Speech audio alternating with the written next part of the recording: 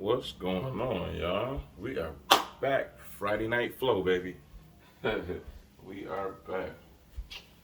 So, if you don't know, I'm Drew Dockery, and I'm an author, business coach.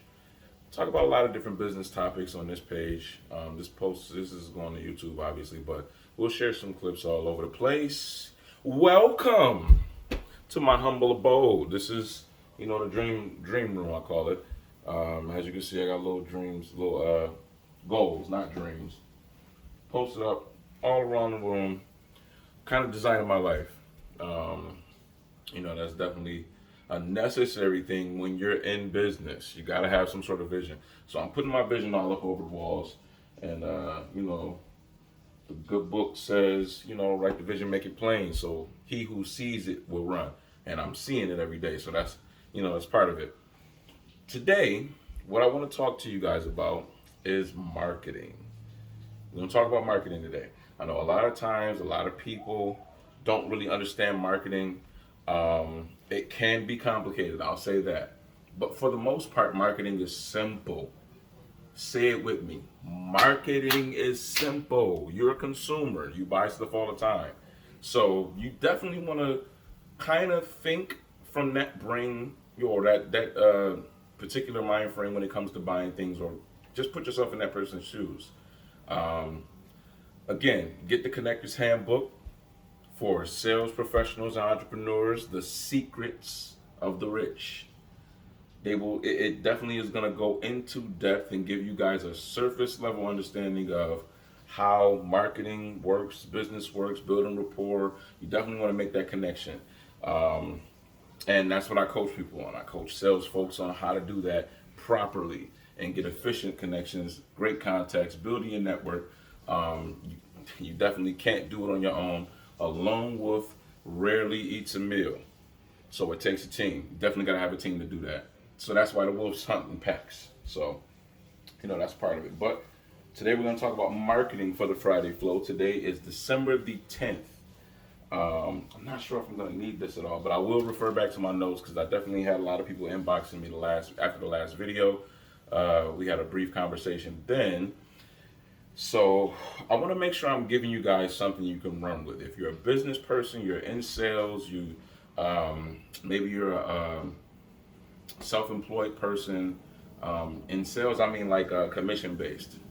Commission-based. Your real estate, your in insurance, you're selling anything that gets you a commission, even network marketing. I can definitely help you there. Hold on, let me change this before this goes off crazy. Keep that quiet. I'm sorry, y'all. But I want to make it as real as possible, as realistic as possible. And I want to make sure I'm giving you guys this information properly to help you build your businesses. So, marketing. My opinion is simply this. If you don't know anything about marketing, the best thing to do is hire somebody who does. Most people don't want to learn about marketing, even though marketing is pretty simple. Oh, again, shameless plug.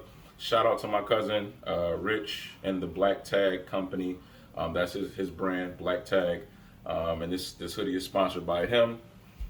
Give me my flowers while I can still see them, smell them, and see their beauty. But that's what it says on the back. Give me my flowers while I'm here. Definitely a family quote.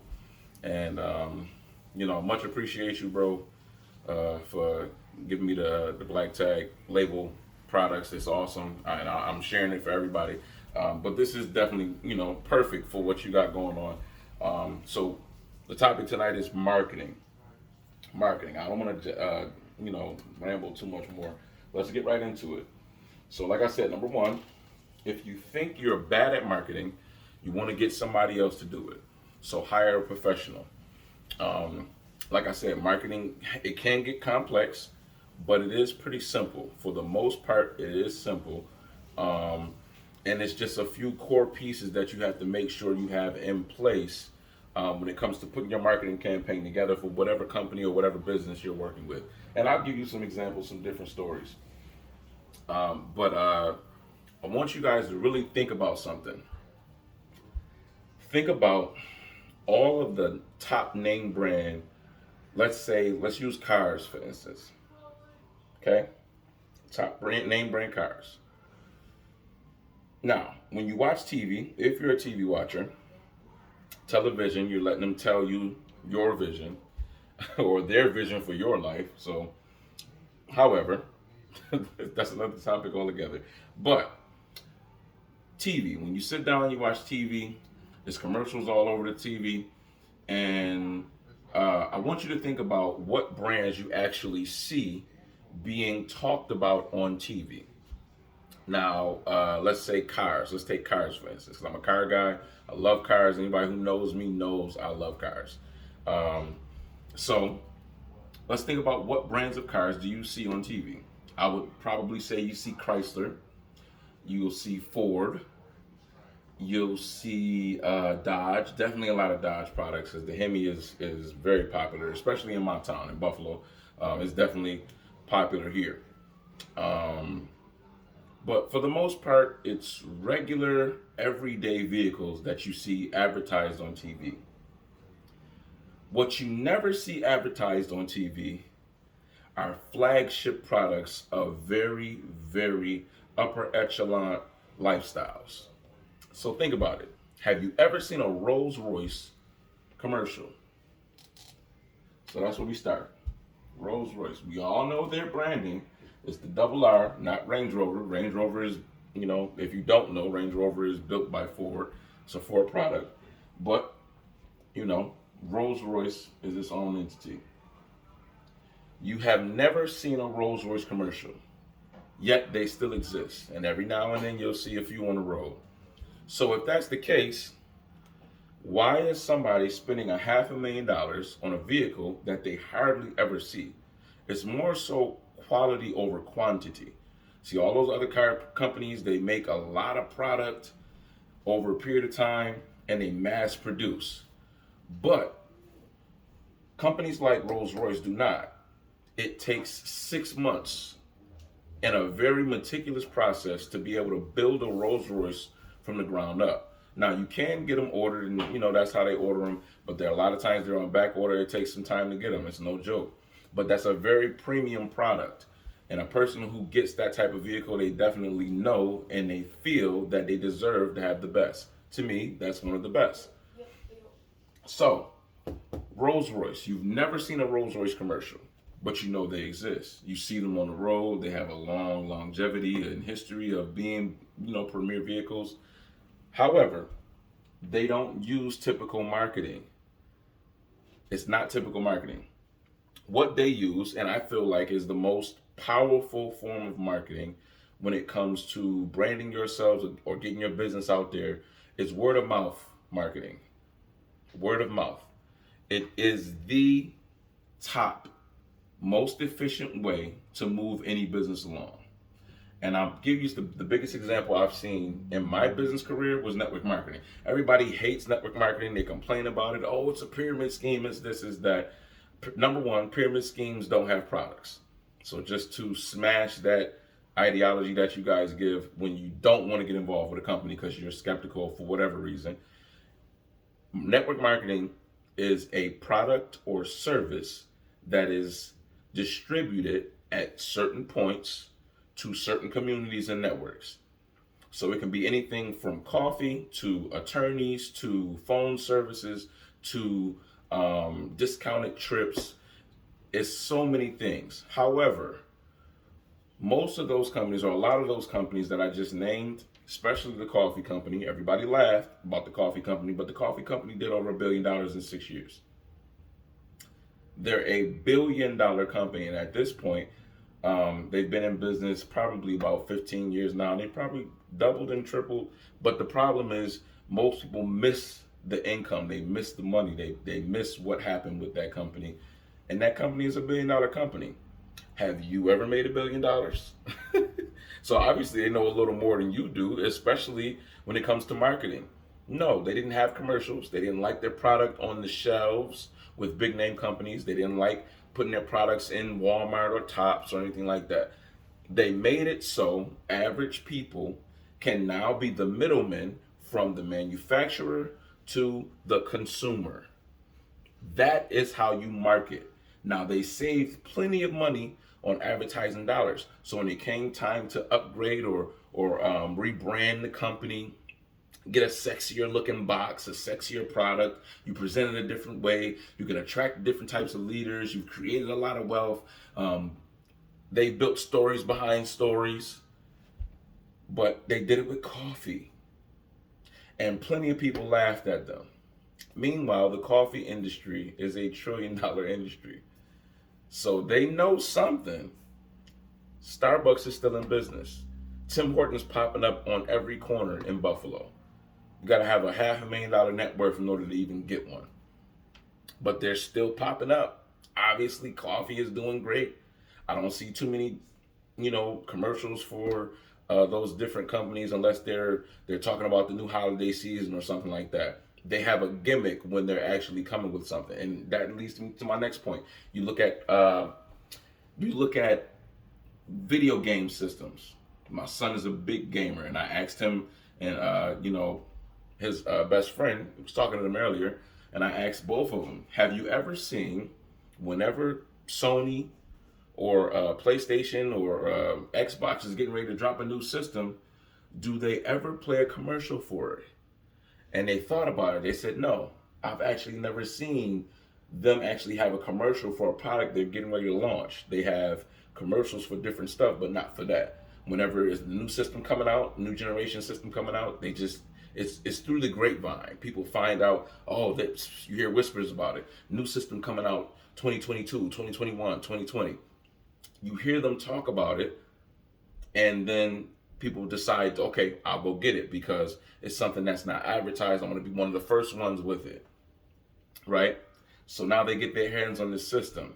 Now, granted, it's a lot of people messing up the business, messing up the game, doing a lot of wholesaling and stuff like that, which sucks.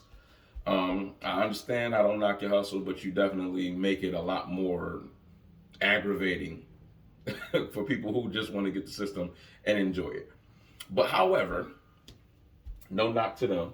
You get in where you fit in when it comes to business. That is one thing that you don't see. Whenever they're launching a product, you never see them advertise it in that way. It's word of mouth advertising. Everybody finds out through word of mouth.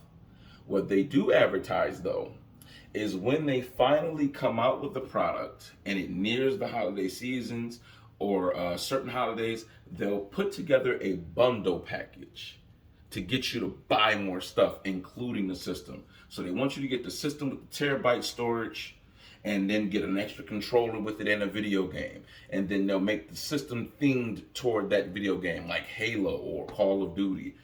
It's happening all the time because it's a marketing play. You have to increase the desire of whoever the consumer is for them to want to buy it. That's how marketing works. Marketing is simple. That's why I say it's simple.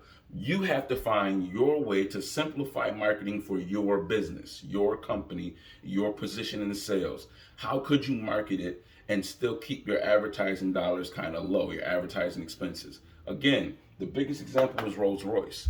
They don't advertise. Case in point, another one. I'll give you another example. I like Gucci. I like Louis Vuitton. I like MCM. I've never seen a commercial for either of those companies, not once. But you can go to the store. There's plenty of stores in the States. You can order online. And actually now they're starting to do a little marketing with the way the technology algorithms is set up for the social media platforms. If you say something in a room or you look up something on Google or on the internet outside of that social media platform, and then you decide after looking, you go to the social media platform, you'll start to see all of those products, all of those companies popping up in your news feed as being sponsored by somebody who's dripping on you. And that's pretty cool. But as far as advertising and marketing, that's the only thing I've seen. Haven't seen much else. And even that, there's still kind of, it's an invasion of privacy, so to speak. I'm quite sure when we get off this particular conversation we're having, this live we're having, I'll go online. Since I mentioned Gucci in my presentation, I'm quite sure it'll be Gucci all through my news feed. Now, I don't have a problem buying Gucci. I like buying Gucci. But my point is, they never marketed to me. So how did I find out about them? Word of mouth. My business coaches, business mentors, they, like quality products. I like quality products. So therefore, Gucci gets my attention. Now, knowing that, I'll say that I'll ask you guys another question. Why was network marketing so powerful? Network marketing was so powerful, regardless of what company it was, because they utilized word of mouth. And they got really skilled people to get other people who are skilled to move that information along. Marketing is simply information being passed from one place or one person to the next as efficiently as possible. And as long as you can have a rhythm to it or constantly do it, you'll create a revenue stream. The companies in network marketing, they give people the opportunity to capitalize on being the conduit for that information to be passed from one place to the next. Now, I don't see anything wrong with network marketing. No, I wasn't a six-figure earner in network marketing. I did create a few six-figure businesses, maybe over $1 million in revenue created for certain companies. However, it was still genius the way they had it set up. The key was to be good enough to be able to move that information along effectively. Effective communication. And that's what I'm really big on. You have to be effective at communicating your product, communicating your service, and those are the ones who make big money, whether it's network marketing, whether it's traditional business, any sales or commission job. It's those who can communicate effectively, I mean. Throughout our conversation, I'll bounce back between, professional Drew and 140 Elmer Drew, which is where I grew up. But communicating effectively, those are the ones who make top dollars.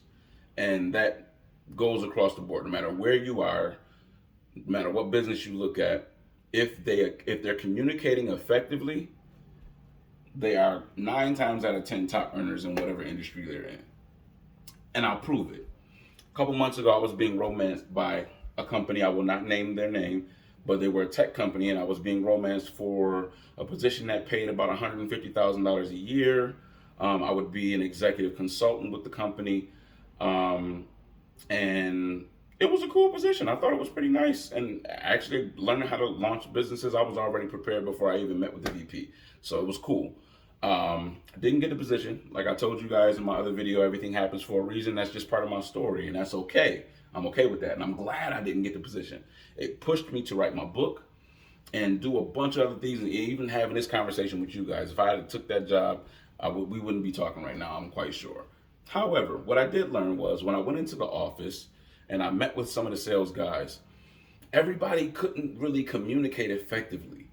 Not saying I was levels above everybody else or I was so much better than everybody else, but in actuality, I knew my skill level was way above those who were in the organization at that time and at the office at that time, and a lot of them were making, about the one guy I talked to, I won't give his name. He was a very cool guy, very respectable gentleman, and he had about $27,000 in limbo from commissions that he was waiting on closing, that actually closed while we were talking at that moment, and had $100,000 just in the cloud, just waiting for those deals to close. And I mean, as in the paperwork is signed, they just have to get the technology products to those companies and deliver them. And once they're delivered, he can get his check.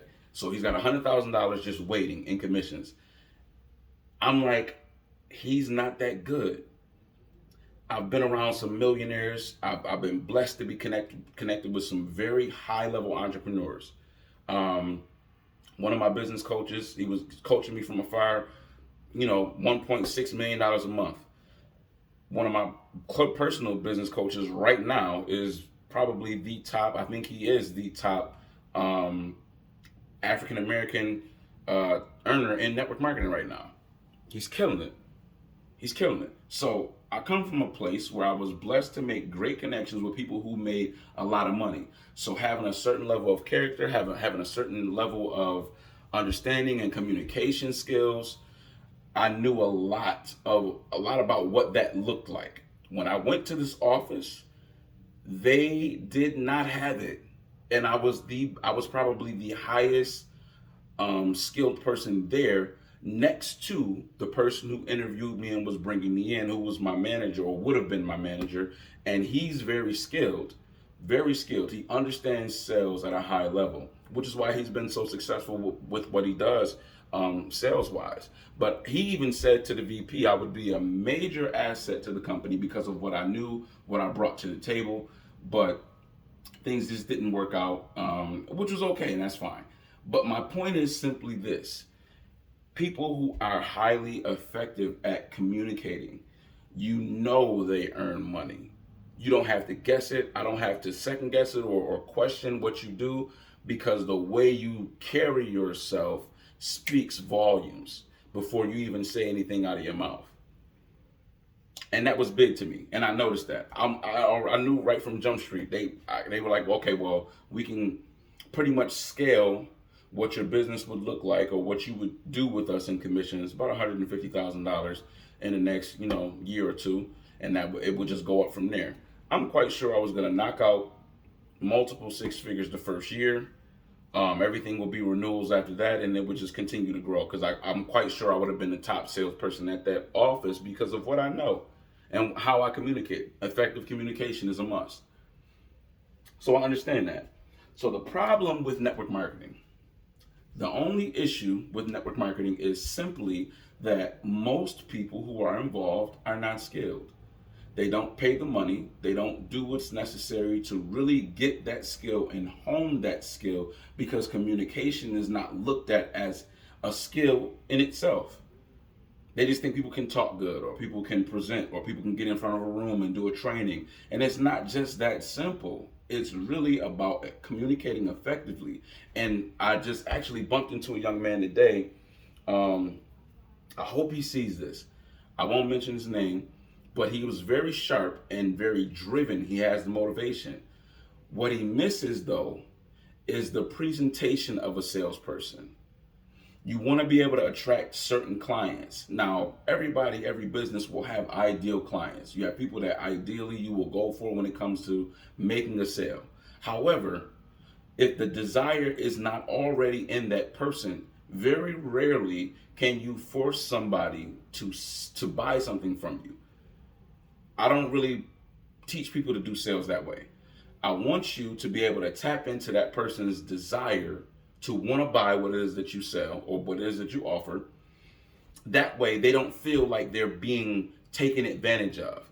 If you talk me into buying something that I am not currently looking to buy, you are now taking advantage of me because I wasn't looking to buy it.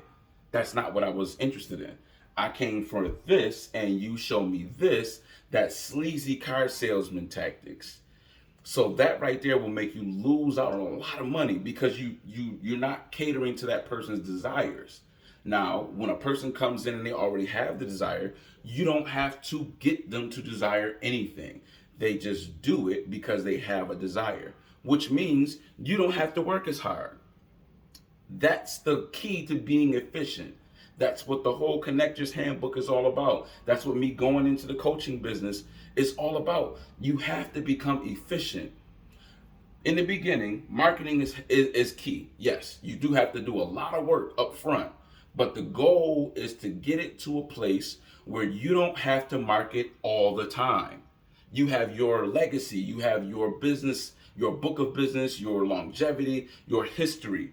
Everything that you've done up until this point, it speaks volumes for you. So now you don't have to speak much.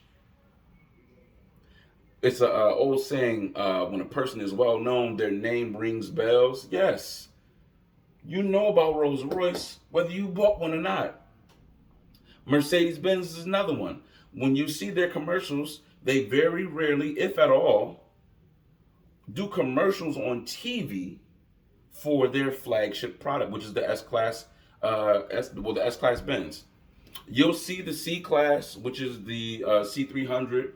You'll see commercials for that on regular TV. You'll see the CLA 250. You'll see that on TV as well. You'll see the trucks, the GL. You won't see the G-Wagon. You won't see the CLS. And you won't see the S-Class Benz on television as a marketing advertisement commercial. They're not doing that. But does that mean that they don't exist? So it's naive to think that that's not the case. It's just those products are premium products, so they're done more through word of mouth than anything else. So they don't have to talk about those on TV because people find out about them already. People want the best. Those are the best products that they offer. So people go there and get those products. There's plenty of other classes of Benzes on the lot, and they're advertising them like crazy because they got to get those units moved. But they don't advertise are the best of the best. The best does not have to be advertised hard. Eventually, once you're solidified as the best. Maybe in the beginning, yes, you've got some work to do. People have to know about you. People have to figure out who you are and what you do. But at a certain point, marketing becomes very simple. So that being the biggest problem with network marketing, it definitely needs to change. But people have to want to change because they will have to, want to make the money. I would rather be an educated, wealthy person, obviously, than being some idiot who's not educated or not skilled and just coming up on $100,000. I've seen plenty of accidental heroes when it comes to building a business. I've seen plenty of people who made money simply because they were in the right place at the right time. Not because they grew or not because they were the type of person who had a certain type of character or had a certain skill where they can make that kind of money. It was them being connected with the right people. Again, network. Now, that's still beneficial because you can take that money and do whatever you want to do with it to invest in something else. But at the same time, the longevity of it is what we're talking about. You want to be able to create something that has some length so that you can kind of work yourself into a rhythm and in a few years retire or do something else that you really are passionate about because you created the money and money is no longer an issue. That's what you really want to do. Now, the power of sampling. We'll go back to the old company with the coffee, right? The coffee company, they focused on experiences. Experiences are part of marketing. If you have a product or a service that somebody can experience firsthand and see the benefit of it immediately, you have something powerful, which means you're going to have to do a lot of free stuff. Now, I talked to my buddy here who does some custom clothing, and, well, not just him. I guess I can use his brand. My guy, Trust God, along with my cousin Rich. Trust God, Bruce Warwick, evangelist Bruce Warwick.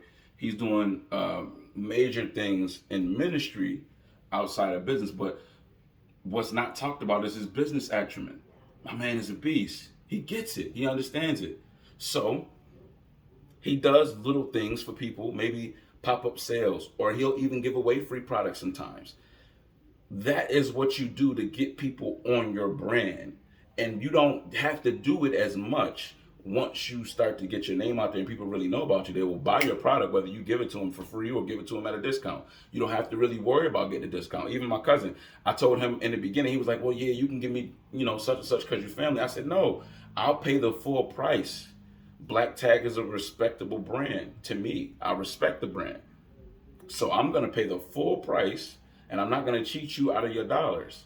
I wouldn't want you to cheat me if we're doing business. I don't expect family to come to me and say, hey, can you help me with my business for free? If I'm not doing that at that moment, then that you're doing me a disservice by trying to get what I know, what may have taken me hundreds of thousands of dollars to learn, and hours that I can't get back. Plenty of time that I can't get back. You're doing me a disservice if you want to get that information for free. So a product? Yeah, I love the product. The product is awesome. So I told him I'll pay full price. Now, because of that, I've sent him business. I've sent him customers. And at the end of the day, every now and then he'll do something crazy or do something special for me. Give me an exclusive shirt. I'll buy that exclusive shirt. But one time he shocked me. I bought 2 hoodies and he gave me another shirt that was exclusive that he hadn't put in production yet. And it was the coolest thing. Now it's in production. But my thing is it was a thought of appreciation. And because he's able to grow his business, he's about to do some major things. I know he doesn't want to grow too fast, but you can't help it when you got a good product. So just, Trust God, the Trust God brand and Black Tag, those are two brands that I heavily support locally in Buffalo. One is a good friend of mine, the other one is a cousin, and I love my family. Even if it wasn't good, I would still support. But I love the product, and everybody who sees the product loves it. So definitely respectable thing. But again, that's part of the marketing. The marketing is not always set on price. You always want to look to get repeat customers. Like I said in the last video, the goal is to have a client, not a customer, really. The customer, yes, anybody who's going to buy something from you is a customer, technically. But what you want is a client. When you have a brand that is good and you have a product that is good, you want somebody to be attached to your product. You want them to be hooked on your product. So the goal is to gain a client. Clients repeat business. They always come and buy from you. He doesn't have to worry about me forgetting about his brand. I love his brand. So yeah, I'm gonna support and I'm gonna buy when I find something that's there. He doesn't have to sell me on his hoodies or his t-shirts or his sweatpants or whatever he has. He doesn't have to force anything on me because I already have the desire to buy it. Now, what he has to do is have a premium product that is prepared for a person to buy it when they have the desire to. That's the key. You can't create my desire too much. Certain situations you can, but for the most part, I would say maybe 80% of the time, you can't create a desire for someone else. They have to have the desire already. So if I already have the desire to buy clothing, or I'm looking for something that's gonna, create an outfit or fit an outfit or something I'm thinking of in my mind, I can call him or hit him up and he'll be able to give me something that is conducive to what I was looking for, and I'll happily pay. But if I'm not looking for that, you can't create my desire for me because it's something that I'm not looking for. So you have to respect my desire. I appreciate the efforts though, and I respect the ambition, but you have to respect my desire. If you want my money, then you're gonna have to respect my desire. You can't just create it out of thin air. So, marketing can be simplified. Now, like I said, the most successful companies do not have commercials. And that's from all different types of industries. The most successful ones don't have commercials. Now, when it comes to them having commercials, the ones that do that are very successful companies. Look at brands like Coca-Cola, where they have that commercial out there to increase the desire. So if I can because it's a low entry product, Coke $2, maybe $1.75 or something like that. But either way it goes, it's a cheaper product. So a person doesn't really have to think too much. Something that's cheap, you might be able to influence somebody's desires. If they're thirsty, they're hungry or something like that, and you got food, it helps. You can do some things with that but even still, I don't know if that really applies. Let me renege that, because honestly, the desire is still there. If I'm hungry or I'm thirsty, you happen to have Coke, or I see a Coke commercial, I might go buy some Coke after that, some Coca-Cola, okay? Not contraband. Coca-Cola. I might go buy Coca-Cola if I see, or if I have that desire to thirst and hunger or whatever. That might be the move. So you can't create somebody else's desire. And the goal is to really be able to influence. Now, that is the hard part in marketing. And I'll end with this. That is one of the hardest parts in marketing, because you have to be able to drive somebody to your product or your service. How do you do that? Well, the Connector's Handbook talks about your presentation. And when I say presentation, I mean what you look like, how you're dressed, how you speak, what are your mannerisms like? When you talk to me, is it aggressive? Now, can you make my guard go down a little bit to want to actually hear what you have to say? Or are you strictly just coming to talk to me based on what you're trying to move? Your product, your service. And that's okay. That's ambition. We need ambition on one hand, but to complete that whole customer relationship or consumer relationship, and you get a client, I have to have the desire. But marketing, how can you influence me to have that desire? Well, if I have that desire, that's part of it. You got the ambition, that's the second part of it. Don't turn me off when you meet me by the way you present yourself to me. And I think that was the one thing that the young man missed today. Not only was my desire not to buy that particular product that he was offering, the way he stepped to me was very aggressive. When I'm in the mall, I have a one-track mind. I'm there for a specific reason, unless I'm just hanging out. If it was one of them days where I was just hanging out and chilling, and me and my boys, my sons, we were just hanging out and enjoying each other's time and talking and laughing and joking, that's different. That's different. I went to the mall for something very specific.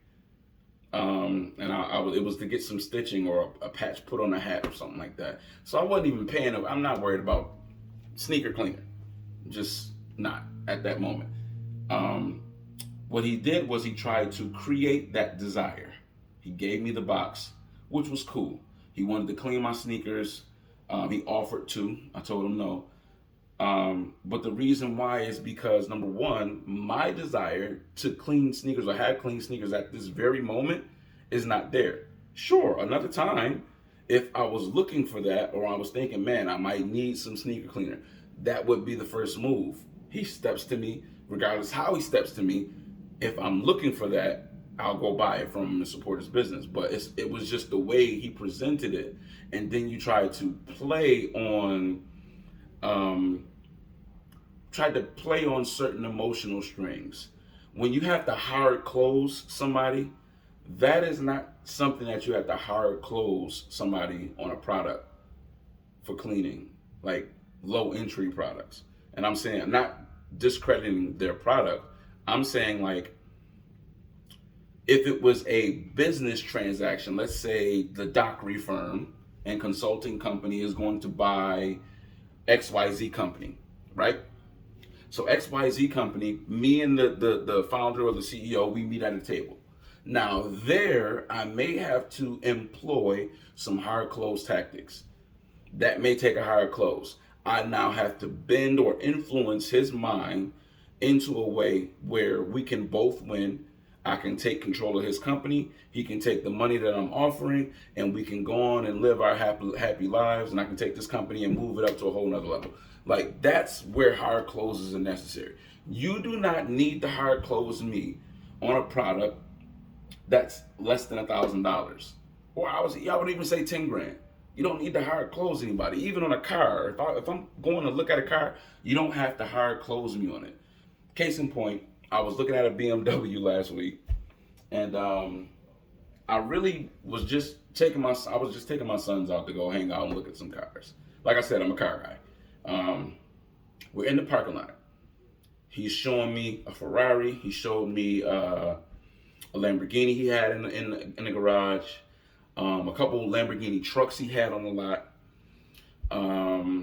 And a couple of AMG Benzes we walked by as we were, walking into the dealership. He showed me a nice new Ford GT. The AMG Benz really got my attention at 63. But I was kind of pressed for time, and I happened to walk by the BMW 750 Li. It was a 2019. I'm looking like, okay, that's nice. I like that. So we go check it out. Now, I did tell him I was more so in the market for next class Benz. And he understood that, he respected that. But what got me was what he said while we were on the test drive. On the test drive, he said, I know you want the Benz, but honestly, you don't have enough gray hair in your beard to really get a Benz right now. Now, I don't know if you can see it in the camera, but I do got a few grays. That kind of cracked a smile to me, but the technology and the overall experience of the BMW, because the car is smart. It's the most, or one of the most intuitive vehicles I've ever driven. And it wasn't my first time, driving one or being in one or whatever. It was just the new technology that they updated. It was fire, for lack of better words. And after having that experience, and then he dropped that line on me. If I was in the market at that moment to buy a car at that moment, he would have sold me. It made perfect sense. Yeah, I could just get BMW for now and then get the Benz later, which is fine. But that really wasn't my desire at that moment. My desire was just to go and look, check out what's out there, see what they have. Really just took my son to look at a lot of the sports cars. That I think they had like the two-door Acura or something like that. And they had, like I said, they had a few Lamborghini trucks. And when I had rolled by originally the day before, I didn't see the BMW, but my son was like, when I told him they had some Lamborghini trucks, he was like, "Hey, Dad, can we go check it out?" And I told him, "Yeah, we'll go see." Now he's only 11, but he's a big car dude too. He's a more of a car enthusiast than I am. I can honestly say, because he's naming cars I've never heard of by name. Seen them before, never heard of them by name. But just that alone, he might have created that desire to buy that BMW at that moment because it was joking, but he was very knowledgeable of his product, and he already had my desire to want a luxury car, a higher level luxury car or an import. So that would be a top-notch car, especially doing what I'm doing, and it fit the bill. If I'm traveling and I decide to drive, it's comfortable. It was perfect. My point is, he gave me the experience, and then he dropped a little nugget on me to kind of sway me a little bit to think, well, maybe I should, do it a little different. So you have to be able to influence somebody. Now, he wouldn't have got my attention if he said, "Hey, don't buy the Benz, buy this." It's very direct, very straightforward. It's very aggressive because now you're totally discounting my desire for what it is we're talking about here. Again, this is an exchange. You want my money, I want your product. I should want your product. So if that desire isn't created, what are we talking about? Talking about nothing. So yeah, that's marketing. If you can get a surface level, if I was ever able to give a surface level understanding of how marketing works. Again, most entrepreneurs have to start out bottom level. They don't have enough money to really put into marketing plans and strategies. Maybe not having money to hire a marketing coach. There are plenty of reasons why marketing is important, or learning how to do it is important. The most cost-effective way. However, you definitely want to get that understanding. Put yourself in that position. If you were the consumer and you were going to come buy your product, how would you want to buy it? Simple as that. Would you want them to be aggressive with you? Would they have to move you in a direction you really didn't want to go to get you to buy it? Would they have to hard close you on your product? That's really what you have to consider. And the thing is, you want that desire to really play. I need you to have the desire for what I have or what I offer so that you can go ahead and participate. I'll use me as an example. Case in point, my coaching business. If I charge $5,000 for a 6-month membership, you have to be in a position where it makes sense to you to pay that money. If it makes sense, you'll pay it. No arguing. If it doesn't make sense, then you'll be like, well, can I get a discount? Can I do this? Can I do that? But when it makes sense, you make a decision quick because the desire is already there. That's how you get your key clients. You want to make sure that the desire is already there. I should not have to build your desire. And when you're marketing and you're connecting, your goal is to just connect with them on some level. Hence, commercials. But again, there are very successful companies who don't have to do it. And I'll leave you guys with that thought. Think about Rolls-Royce. Think about top of the line Mercedes, even BMW with the 750 Li. I don't recall seeing any commercials for them. Maserati is another one. Ferrari, Lamborghini. You don't see any commercials for them, but you know they exist and they're out there. People buy them all the time. So I hope what I talked about was effective and it's helpful to you guys. As you can see, my light just got a little dim, which sucks. Hold up. Okay, all right, so we back in business. So hopefully you guys can take that information, do something with it, and we can continue our business conversations. The Heart Thoughts podcast is coming to you guys very soon. We're getting it together. A few more weeks, we should be dropping some things. I'll be able to meet with some of my business coaches as well. So I'm gonna highlight some folks from Buffalo. like the folks that I spoke about, my cousin, my buddy. We'll highlight a few folks. Yeah, my fault. We'll highlight a few folks though, and we'll go from there. I'm gonna do a few interviews with some people I know who are very respectable in business. They've done some things that I feel makes them somewhat successful, and you probably want to hear from what they have to hear about them, what they have to say.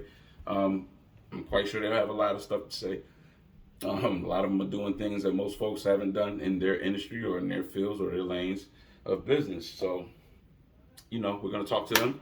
We're going to talk to some of my business coaches out of town, planning some trips to Texas, trip to Florida, trip to North Carolina as well with one of my business coaches there, one of my close friends who's building a major business now. He just made some major transitional moves in business. So that's pretty cool. Definitely excited for him and what he's about to do. But lastly, the Connector's Handbook. You want to get your hands on that book. It's in editing right now. We're looking to get it into print and going to do an ebook for it. So trying to do hardcover, ebook, and audio book if we can. But I'll definitely keep you guys posted. And hey, that's our Friday Night Flow. Hopefully you guys got the marketing piece and understand them on a certain level, and we can talk about it again. Inbox me, reach out to me, share this video. If you found any value in it, share it with your business-minded folks, your sales friends, anybody you know who are in business on certain levels or any level. They need to hear this information as well. With that being said, it's Drew Dockery, and like I always tell you guys, believe better, expect greater. I'll holler at you guys later.